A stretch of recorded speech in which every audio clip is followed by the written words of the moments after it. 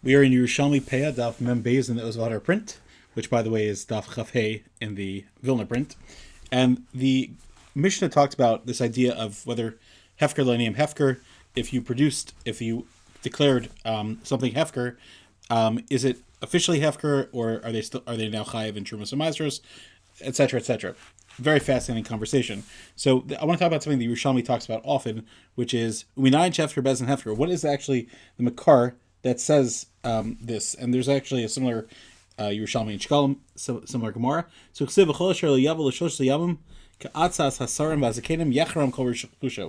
a very famous pasuk in Ezra, Perik Yud, pasuk Ches, that basically Ezra was bringing up returning the people from Eretz Yisrael, and he was trying to make sure that they separated and got rid of inappropriate marriages that were there to non-Jewish wives, etc. And so he made this huge decree that whoever doesn't come within 3 days, all of his property is forfeited, so they would lose all their money, basically. And so you see clearly that he's allowed to do it, and that's the Makar.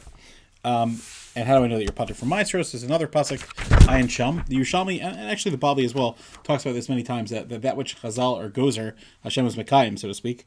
Here's another Raya. Rav Yonasan Berei to Rav Yitzchak Baracha, he says that you are not allowed to be ma'aber the shana. You're not allowed to add a 13th month. Lo b'shvias, it's preferable not in Shemitah year, because that extends Shemitah. Lo matzei shvias, because of a concern about food. V'im ibra, but if you did, harezu muberes. So so it says that when they add that 1 month, so lo pater hu mimasros is not hefker, and therefore pater. Of course it is. So you see that the court basically is allowed to create a leap year, an extra month, and in that extra month, it actually has a din that you're now pater. It's also hefker.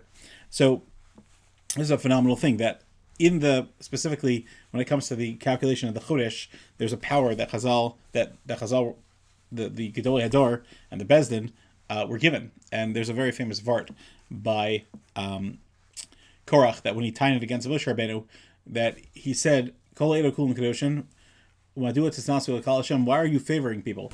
He was telling Moshe that you're telling Hashem what to say.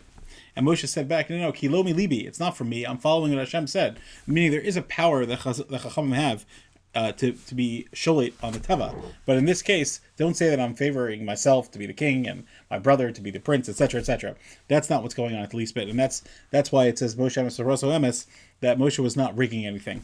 But there is an element that we find, there's a famous Yerushalmi that Tosas brings down in Ksubas as well, that if they were over the Chodesh, a girl's Basulim came back after 3 years, even though she had turned 4, but now her birthday got pushed off because they added an extra month.